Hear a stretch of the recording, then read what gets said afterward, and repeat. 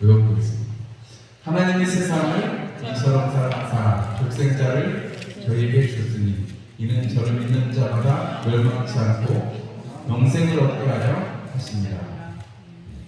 한 번 더 해볼까요? 시작. 하나님이 세상을 이처럼 사랑하사 독생자를 주셨으니 이는 저를 믿는 자마다 멸망치 않고 영생을 얻게 하려 하십니다.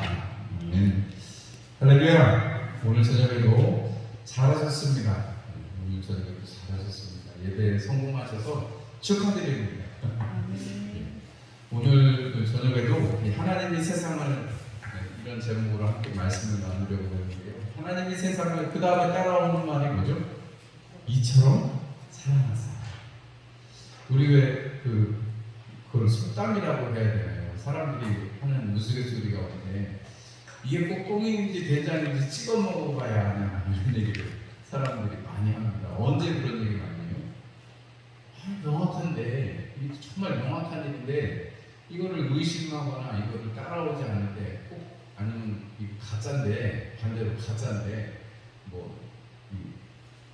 자꾸 보면 알지 않냐 이런 것도 우리가 길거리 가다 보면 장사가 잘 되는 음식점이 있습니다. 그러면 그 음식점 주변으로 똑같은 거 하는 음식점들이 많이 생기죠. 제가 처음에 전도서 사역할 때 춘천에 닭갈비 골목이라고 있었어요. 닭갈비 골목. 춘천에 명동이라는 동네가 있는데 거기 가면 닭갈비 골목이라고 있습니다. 거기는 이제 골목이 닭갈비만 있는 건 아니지만 닭갈비 골목이라고 유명해지니까 그 골목 자체가 많지는 않습니다만 다 닭갈비를 취급을 해요. 저는 춘천에 2년간 근 3년 살았는데 한 번도 거기를 가본 적이 없습니다. 춘천 살았는데 우리 구에 살아도 부소산 한번 안 올라가는 사람이 있을 수 있잖아요.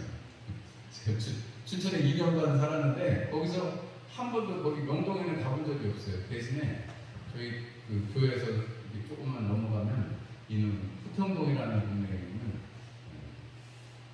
우성닭갈비라는 데 갔습니다. 특별한 상호를 거론해서 죄송합니다. 그 집이 맛있다고 우리 전사님들이랑 그 집이 맛있다고 그 집에 내려가는데 정말 맛있더라고요. 근데 그 닭갈비가 맛있고 그러니까 옆에도 또 닭갈비 집이 또 생겼는데 1.5 닭갈비라고 또 생겼었습니다. 지금은 어떤지 모르겠어요. 그런데 그렇게 생겼는데 그 사이에 또 생기고 또 옆집에 또 생기고 그 뒷골목에 또 생기고 맛집이 있으니까 자꾸 생기더라고요. 그리고 장사가 어떻게 되는가 봐요. 망하지 않는 거예요. 근데 사람들이 줄이 많이 서 있으면 여러분 이 집은 맛이 있겠다 우리가 생각을 하잖아요. 왜냐면 그게 요즘에는 유튜브에도 나오고 인터넷에도 사람들이 올리기도 하고 이 집은 맛집입니다. 그러면 사람들이 딱 가서 보면 점심시간 같은 경우에 차가 있으면 주차장에 차가 많으면 이 집은 맛집. 주차장이 큰데 차가 없으면 이 집은 별로. 우리가 딱 보면 저 집이 잘하는 집인지 안 잘하는 집인지 분명히 알 수 있습니다. 잘하는 집 가서 우리가 먹으려고 그러면 좀 시간을 기다려야 되잖아요. 그런데 기다려서 먹을 가치가 있는 것은 그 집은 계속 손님이 많이 오니까 재료가 늘 신선하고 여러분 또 이렇게 공급되는 게 많으니까 늘 분위기가 이렇게 좀 물론 직원들이 좀 짜증을 낼 수는 있습니다.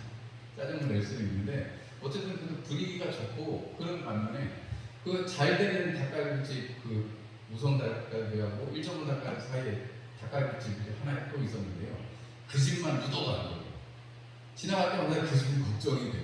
저 집은 정말 월세라도 낼까 싶을 정도로 손님이 없는 것 같아요. 근데 그래도 계속 유지는 되기는 하더라고요. 그러고 보면 되기는 하는데 사람들이 그러니까 지나가다가 동네 사는 사람도 그 둘 중에 하나를 취향을 따라서 가지 그 가운데 집은 잘 안 가게 되더라고요.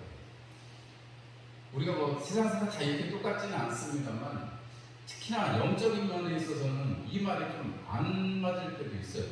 왜냐면 여러분 우리가 하나님을 믿으면 손해나요? 이득 봐요? 하나님 믿어서 손해보신 분 손 들어보세요. 없으시죠? 네. 나는 하나님 믿어서 예수님 믿어서 나는 놀랐다. 표현이 좀 너무 싸서 죄송합니다. 여러분 놀랐다 그러잖아요. 대박 났다 그러잖아요. 요즘 표현으로. 여러분 예수님 믿어가지고 정말 대박 났잖아요. 인생이. 맞죠? 맞죠?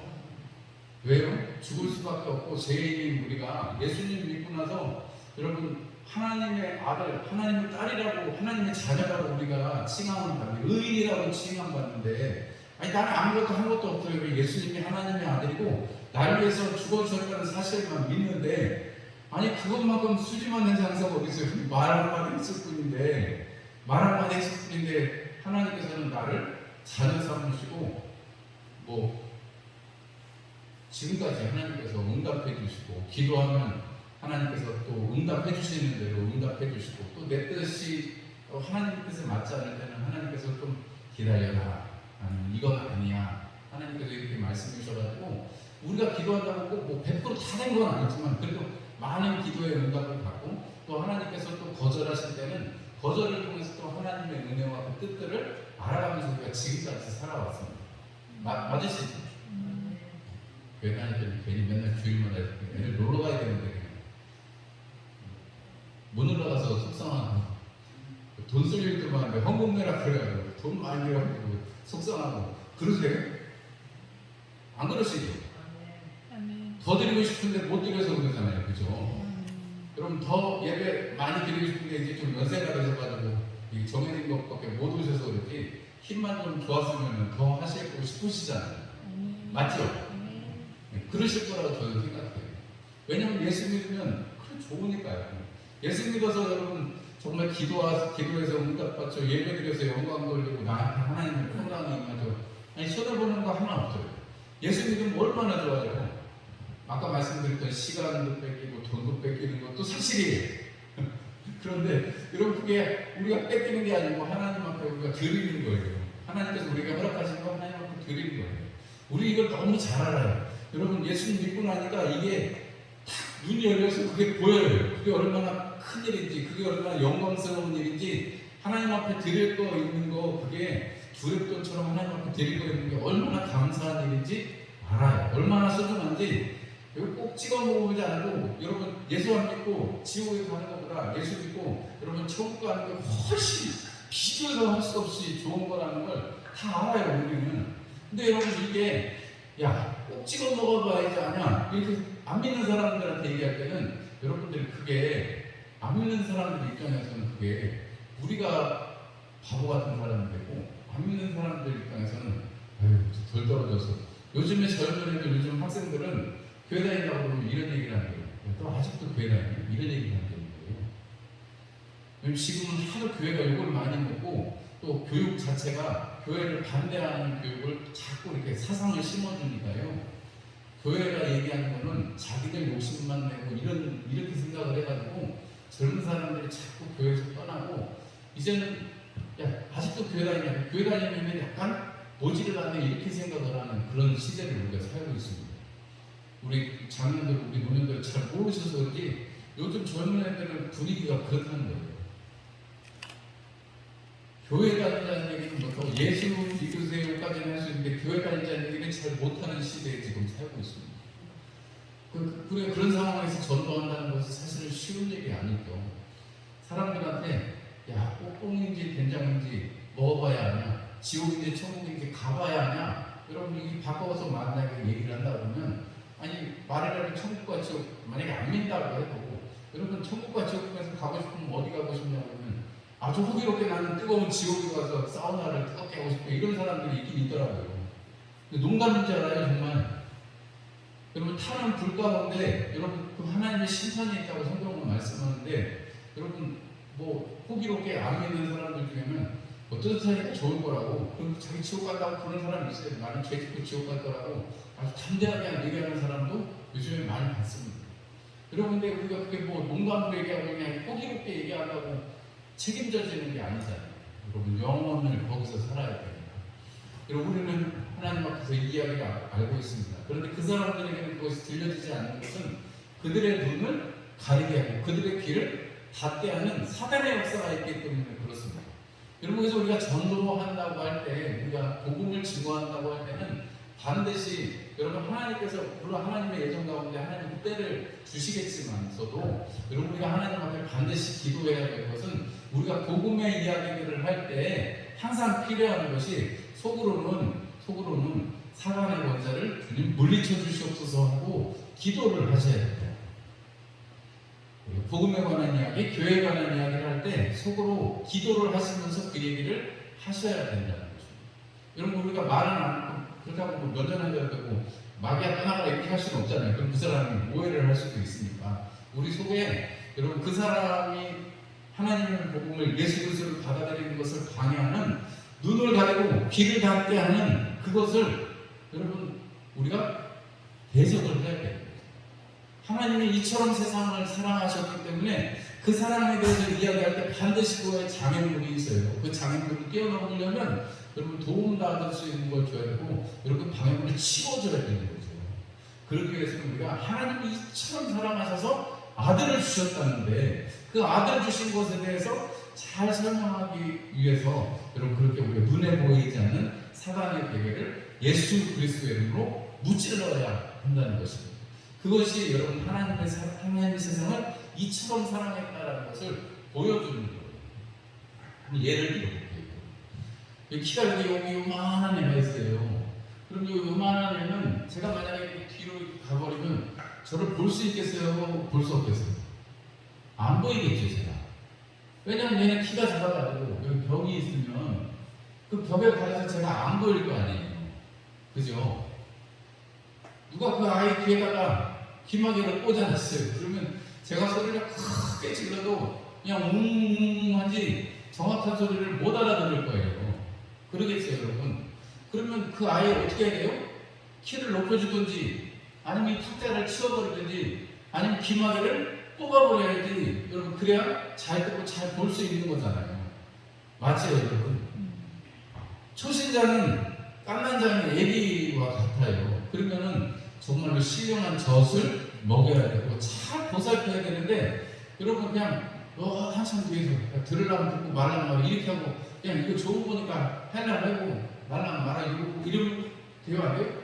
안 된다는 거예요. 여러분 우리가 반드시 이거 탁자를 치우고 여러분 혹은 없애주고 아니면 뭐 발받침을 받쳐주든지 귀마개를 뽑는다든지 이게 우리 속으로 여러분 그 하나님의 복음을 대적하는 그 대적하는 것들을 우리가 속으로 기도할 때 하나님께서 그것을 치워주시는 역사를 경험하게 되는 것이고 우리가 전도할 때 반드시 그런 일들이 일어나게 되는 것입니다. 하나님의 세상을 이처럼 사랑하셨다는데도 여러분 막 거리에 십자가가 넘쳐나고 밤에도 십자가 연산이 넘쳐나고 사람들 목에다 십자가를 막 해가지고 다니고 예수 안 믿어도 여러분 십자가 목걸이 귀걸이 막 해가지고 막 치렁치렁 매달고 다닙니다. 여러분 근데 십자가를 보면서도 예수님이 달리신 거에 대해서 생각하지 않아요. 여러분 요즘 사람들은 그게 그냥 멋이고 십자가가 그냥 장식품일 뿐이지 여러분 그게 저주의 십자가라는 것을 아무도 알지 못합니다. 나무에 달린 자마다 나무에 달려서 죽을 때까지 매달려서 그 부끄러움과 수치를 당해야 되는데 예수님이 그 수치를 당하고 그 죽기까지 거기에 매달려가지고 모든 진행을 피와 진행을 다 쏟으시기까지 우리를 사랑하셨는데 그리고 그 사랑을 사람들은 모르는 거예요. 나무만 보고 멋있다고 하는 거예요. 이런 통탄할 일이 어디 있겠어요? 여러분 사람들이 그것을 넘어서서 십자가에 달린 예수를 보아야 하는 것이고 여러분 교회에 뭐 첨탑이 빨개가지고 뭐 무슨 무덤 같다 이러는데 그걸 보고 예수님의 피가 생각이 나야 여러분 그게 은혜가 되는 것이지 여러분 우리가 이 복음을 전한다는 것 오늘 우리가 오전에도 그런 말씀 들었습니다만은 여러분 그 예수님에 대해서 주님이라고 이야기하는 그 백부장의 믿음 이만한 믿음 이스라엘 중에서도 이만한 믿음 못 봤다고 말씀하시는데 여러분 우리가 그 믿음이 된다면 얼마나 감사해요. 그 믿음으로 살아가고 주님 기쁘시게 된다면 그것만큼 좋은 일이 어디 있겠어요. 하나님이 우리를 이처럼 사랑하셨다는 것을 요한일서 4장 9절 말씀에는 하나님의 사랑이 우리에게 이렇게 나타난 바 되었으니 이렇게 표현하고 있습니다. 예수님을 보내주셔서 우리를 살리시는 것 저로 말미암아서 우리를 살리시는 것이 바로 하나님의 사랑이 나타난 것이다 이렇게 표현합니다. 우리가 아직 연약하고 우리가 죄인 되었을 때 하나님께서 예수 그리스도를 통해서 하나님의 사랑을 확증하셨다고 로마서 5장은 말씀하고 있습니다. 예수님을 십자가에 못 박으신 것, 이 아들 예수를 보내주신 것 자체가 하나님 우리를 지극히 사랑하고 계시다는, 최고로 사랑하고 계시다는 반증이라고 사도 바울은 반증을 하고 있습니다. 여러분, 우리가 아이들 키우다 보면 옛날에는 미운 7살, 요즘은 뭐 미운 4살도 있고 뭐 가지가지 하잖아요. 근데 애들이 뭐 4살이든 7살이든 뭐 그거 떠나서 또 조금만 더 크면 초등학교 졸업하고 나면 요즘에는 무서운 중학생, 중2병, 그리고 중학생 지나가잖아요. 그 중학생 지금 고등학교 또 조용할 것 같긴 한데 그 다음에 또 대학생 되고 뭐 청년 되고 그러면 이제 나는 나가서 살 거예요. 저기 큰딸이 있는데 무조건 대학교 가면 차치를 하고 싶다 이러더라고요. 돈 없으니 무조건 기숙사에 이러는데 어떻게 해서든지 이 부모님의 그들을 벗어나고 싶은가 봐요. 자기 의지대로 하고 싶은가 봐요. 우리 인생이라는 것이 하나님의 말씀대로 살아가면 얼마나 좋겠습니까만, 우리가 수요일날 우리가 지금 살펴보고 있는 이 사무엘 이야기만 봐도 사사기 이야기 전체가 뭐예요? 그리고 마지막에 사무엘까지 또 계속해서 나오는 얘기가 뭐예요? 하나님이 주신 말씀이 있어요. 근데 그 말씀대로 안 지키면서 하나님이 주신 것도 마음껏 누리면서 그거 안 되면 아이고 안 돼요 하고 하나님한테 힘들다고 죽겠다고 막 소리쳐가지고 또 뗐으면 하나님 좀 얼른 좀 하고 살다가 또 그러고 그게 사사기의 역사이고 또 그 이후에도 역사이고 지금 우리의 역사이기도 합니다. 여러분, 우리가 제가 주일 저녁마다 매번 지금 전도할 때 우리가 좀 이렇게 극복해야 되고 또 우리가 좀 주의해야 될 것들에 대해서 제가 한 가지씩 말씀드렸는데, 오늘은 여러분 우리가 이처럼 살아가신 것을 가르쳐 주려면, 보여주려면 반드시 여러분 어떻게 해야 된다고요?